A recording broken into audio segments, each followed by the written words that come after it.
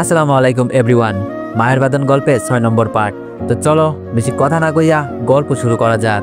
আমি চিন্তার দিকে অনেকক্ষণ হলো তাকিয়ে আছি, অপেক্ষায় আছি সে কিছু বলবে, কিন্তু কিছুই বলছে না সিনথিয়া। সে এভাবে চুপ করে আছে কেন? আমার অগোছল মস্তিষ্কটা আন্দাজ করতে পারলো না। অনেকটা সময় পর সিনথিয়া আমার দিকে এগিয়ে এসে বলল, আপনার গার্লফ্রেন্ড আছে, আমাকে বলেননি কেন? আমি সিনথিয়ার এমন প্রশ্ন শুনে হাসবো না কাঁদবো বুঝতে পারলাম না। ভাবলাম কি আর হলো কি, তাহলে কি সিনথিয়া হাসান সম্পর্কে কোনো কথাই শুনেনি, নাকি শুনেও না শোনার অভিনয় করছে আমার সাথে? তবে আমার মনে হয় সে আমার সব কথাই শুনেছে এবং আমার কথা শুনেই তার ঘুম ভেঙে গিয়েছে। কিন্তু আমার কাছে কেন সে এইসব লুকাচ্ছে বুঝতে পারছি না, নাকি আসলেও শুনিনি এটাও শিওর হতে পারছি না। আমি সিনথিয়ার দিকে কিছুটা এগিয়ে গিয়ে মন খারাপ করে বললাম, না অমন কিছু না, গার্লফ্রেন্ড না, এমনিতেই ফ্রেন্ড। তখন সিনথিয়া আমার আরও অনেক কাছে এসে বলল, মিথ্যা বলেন কেন? গার্লফ্রেন্ড ছাড়া কারোর সাথে এত অভিমান নিয়ে কথা বলা যায় না। আমি তো আপনার কাছে কোনো কিছুই লুকাইনি, অথচ আপনি আমার কাছে কত কিছুই লুকিয়েছেন। আপনার মুখ থেকে হাসান কথাটা শুনে বিছানা থেকে উঠে এসেছি। কি যেন বলছিলেন হাসান নামের কাউকে নিয়ে? আমি স্পষ্ট শুনতে পাইনি, তবে খারাপ কিছু হয়তো বলেছিলেন। আপনার বন্ধুর নামও তো হাসান, আমার বয়ফ্রেন্ড। আমি ভাবলাম ও সম্পর্কেই বলছেন, পরে মনে হলো ওর সাথে তো আপনার যোগাযোগই নেই। আপনি কিভাবে ওর সম্পর্কে জানতে পারেন? যাই হোক, আপনার গার্লফ্রেন্ড আছে জেনে অনেক খুশি হলাম। আপনার পাশে অন্য কাউকে আমার ভালো লাগছে না, কিন্তু আপনার জীবনে কেউ আছে জেনে খুব খুশি হয়েছে আমি। সিনথিয়ার কথাগুলো শুনে মন খারাপের মাত্রাটা আরও বেড়ে গেল। ইচ্ছে করছিল হাসান সম্পর্কে সবকিছু বলে দিই, বললেই কি সে বিশ্বাস করবে? আমার কাছে তো কোনো প্রমাণ নেই।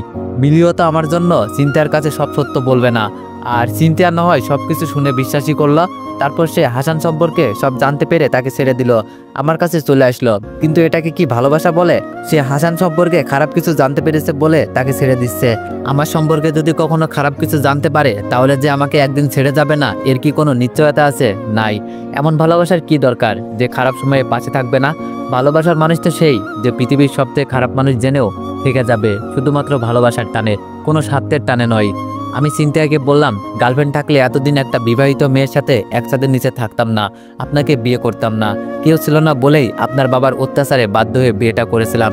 কিন্তু কে জানে যাকে বিয়ে করব তার একজন ভালোবাসার মানুষ আছে, যার জন্য সে নিজের বিয়ে করা হাজবেন্ডকেও ছেড়ে দিতে পিছু পা হবে না।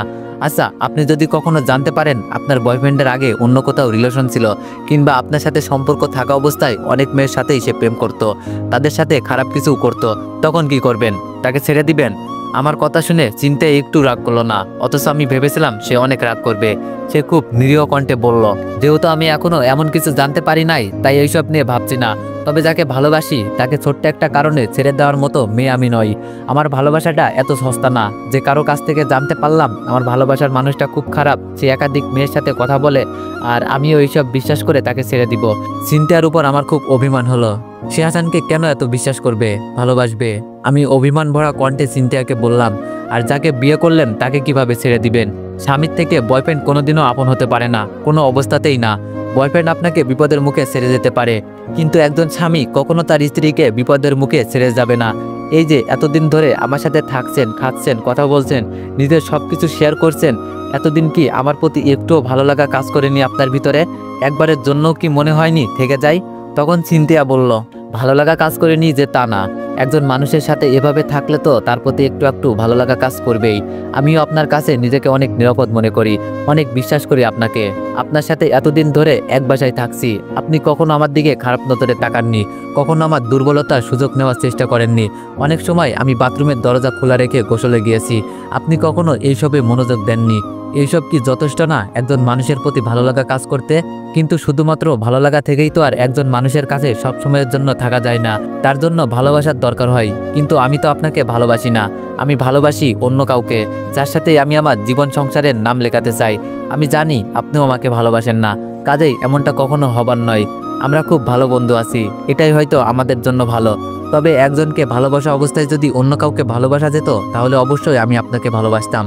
কিন্তু আমি আগেই একজনকে আমার ভিতরটা দিয়ে দিয়েছি, এখন চাইলেই আর দ্বিতীয় কাউকে আমার ভিতরটা দিতে পারবো না। আপনি নিজের মনের খবর জানতে পারেন, বাট অন্য কারোর মনের খবর জানার চেষ্টা করবেন না, কারণ এই পৃথিবীতে কেউ কারোর মনের অবস্থানটা জানতে পারে না। যদি পারতো তাহলে মানুষ মানুষকে এভাবে কখনো দুঃখ দিত না।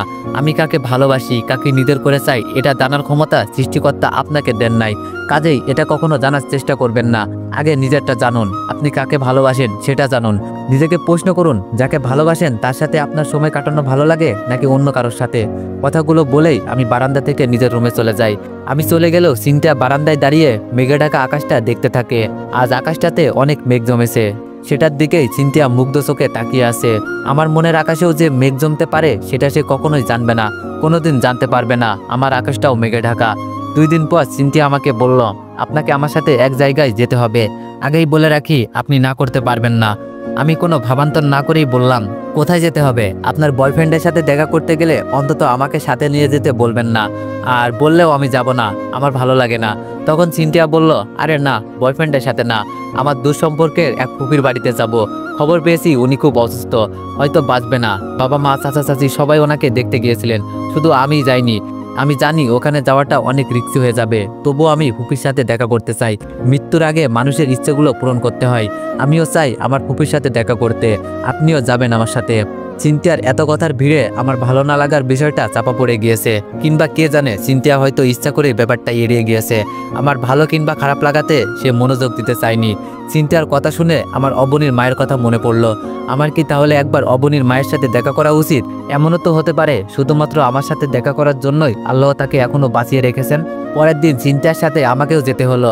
না করার পর যখন সিনথিয়া বলল আমাকে ছাড়া নাকি সে যাবে না, তখন বাধ্য হয়ে আমি তার সাথে চলে গেলাম। সিনথিয়া যখন গাড়ি থেকে তার ফুপির বাড়ির সামনে নামলো, তখন কেন জানি মনে হলো এই বাড়িটা আমার অনেক দিনের চেনা। হয়তো ভুলে গিয়েছি, তবে এই বাড়িতে এর আগেও আমি এসেছি। বাড়িতে ঢোকার পর যখন অবনীকে দেখতে পেলাম, তখন আর বুঝতে বাকি রইল না, সিনথিয়ার খুবই হলো অবনীর মা। সিনথিয়ার অবনী মামাতো ফুফাতো 2 বোন। অবনী আমাদের 2 জনকে দেখে অনেক অবাক হলেও নিজের অনুভূতিটা প্রকাশ করলো না। বুঝতে পারলাম মায়ের শোকে এরকম হয়ে গেছে অবনী। সিনথিয়া যখন অবনীর মায়ের কাছে গেল, তখন অবনীর মা সিনথিয়ার দিকে না তাকিয়ে আমার দিকে তাকালো। আমি সিনথিয়ার পেছনে ছিলাম, তারপরেও অবনীর মা আমার দিকে কেন এরকম করে তাকালো সিনথিয়া বুঝতে পারল না।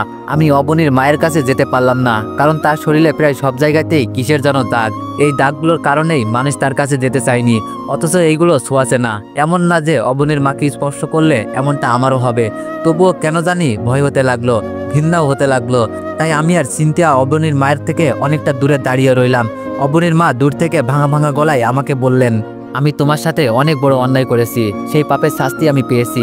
আমার জন্য তুমি অনেক কিছু হারিয়েছো, আমি তোমার কাছে ক্ষমা চাওয়ার যোগ্যতাও রাখিনি। তবে জানো কি, আমি এখনো বেঁচে আছি তোমার সাথে কথা বলার জন্য, না হলে অনেক আগেই মরে যেতাম। যতটা দিন বেঁচেছিলাম ততটা দিন বুঝেছি যন্ত্রণা কি কষ্ট। এত যন্ত্রণা নিয়ে বেঁচে থাকা যায় না, কিন্তু আমি জানি এর থেকেও অনেক বেশি মানসিক যন্ত্রণা নিয়ে তোমাকে প্রতিটা দিন বাঁচতে হয়েছে। আর এর কারণ আমি। আমার জন্য আমার মেয়েটাকেও যে এভাবে কাঁদতে হবে কখনো ভাবিনি। বিশ্বাস করো, অবনীর কান্না আমি সহ্য করতে পারি না।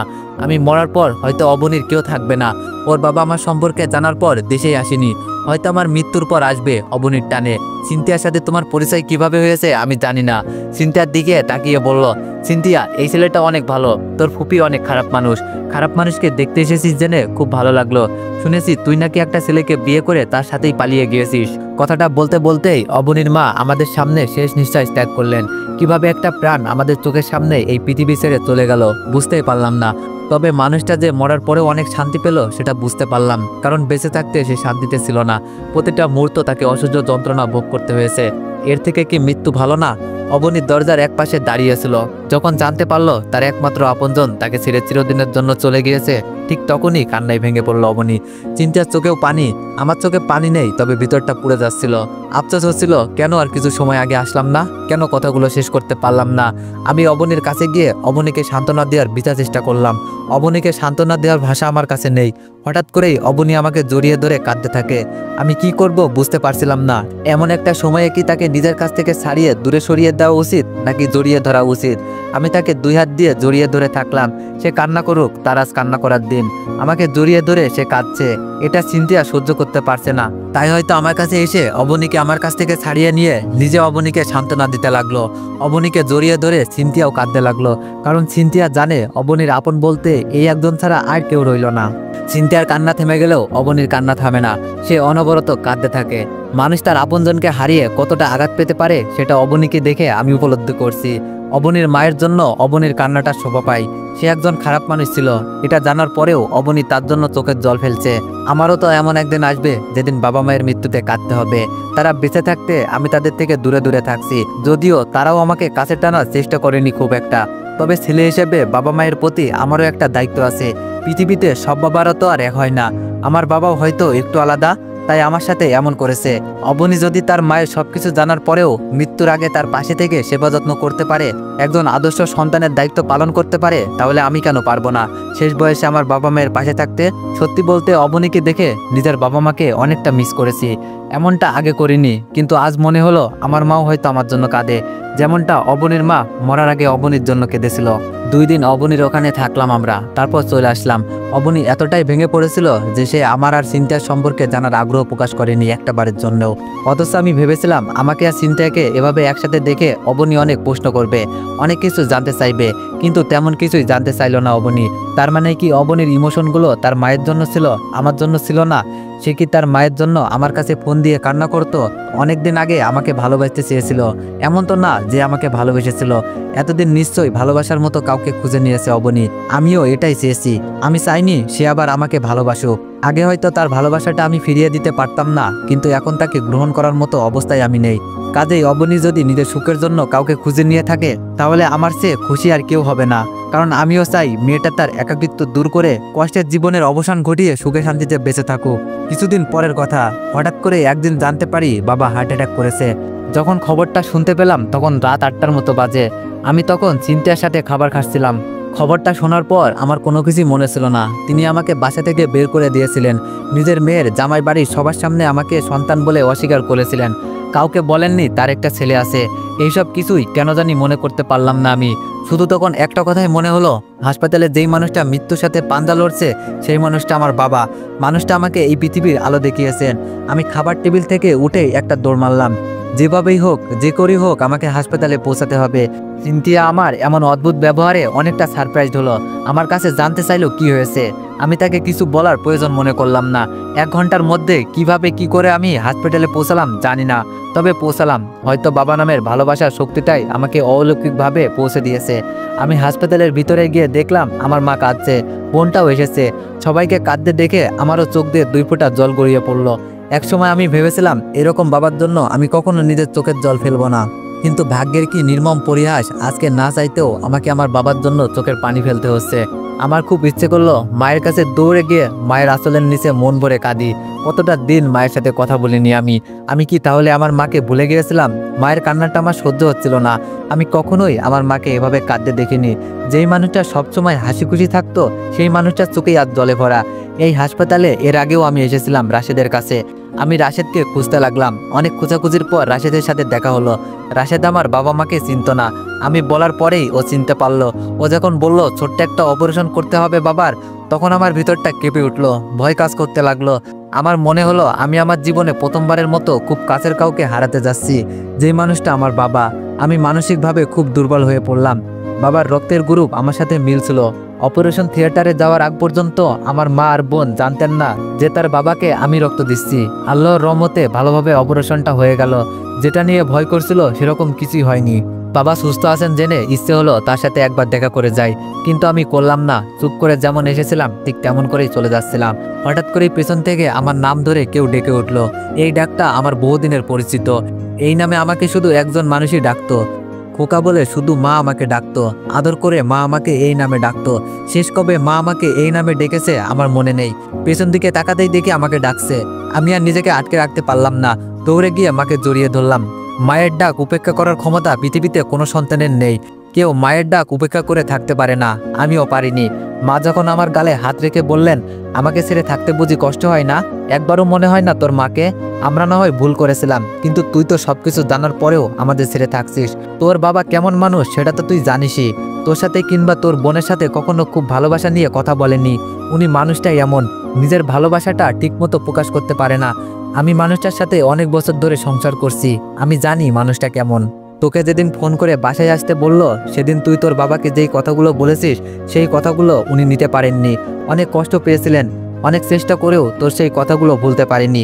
সবসময় নিজেকেই দোষ দিয়েছেন, ভেবেছে এমনটা তার প্রাপ্য ছিল, কারণ সে তোর সাথে অনেক খারাপ ব্যবহার করেছিল। কিন্তু বিশ্বাস কর, ওটা ছাড়া তোর বাবার কোনো উপায় ছিল না। তোর সাথে কথা বলার পর থেকেই তোর বাবার শরীরটা খারাপ হতে থাকে। সেই খারাপটাকে কেন্দ্র করেই আজ তাকে হাসপাতালের বেডে শুয়ে থাকতে হচ্ছে।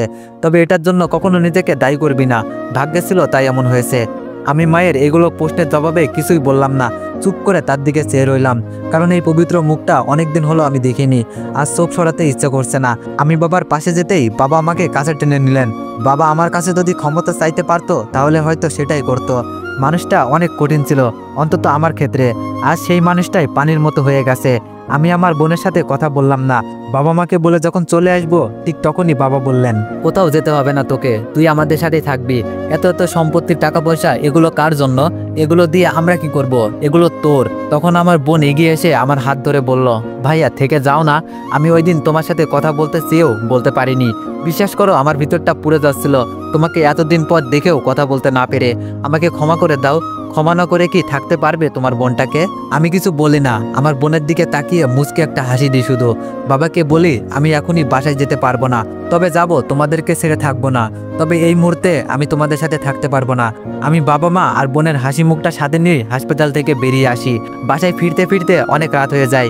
আমি ভেবেছিলাম সিনথিয়া ঘুমিয়ে গেছে, কিন্তু যখন বাসায় গেলাম তখন দেখলাম সে এখনো জেগে আছে। আমার ওইভাবে চলে যাওয়ার কারণ জানতে চাইলো, আমি তাকে কিছুই বললাম না। কয়েকদিন পর সিনথিয়া একদিন আমাকে বলল হাসানের সাথে দেখা করবে। হাসান আসবে কালকে, কাল 10টার সময় তার সাথে আমাকে যেতে হবে। আমি সরাসরি না বলে দিলাম। ঠিক তখনই সিনথিয়া বলল ও এবার পার্কে দেখা করতে চাচ্ছে। এর আগে তো সবসময় রেস্টুরেন্টে দেখা করেছি, এবার পার্কে কেন বুঝতে পারছি না, তাই আপনাকে সাথে নিয়ে যেতে চাচ্ছি। তখন আমি একটু তিরস্কার করেই বললাম, প্রেমিক প্রেমিকার মধ্যে আমি কেন যাব? যা করতে ইচ্ছে হয় তাই করবেন। এতদিন ধরে প্রেম করেন, অথচ বয়ফ্রেন্ডের সাথে পার্কে দেখা করতে ভয়। কি করবে? বড় জোর চুমু খাবে, জড়িয়ে ধরবে? যাকে ভালোবাসেন তার সাথে এইসব করতে পারবেন না? আমি এইসব কথাগুলো বলছিলাম সিনথিয়ার রিয়াকশনটা দেখার জন্য। সে যে এতটা রিয়াক্ট করবে বুঝতে পারিনি।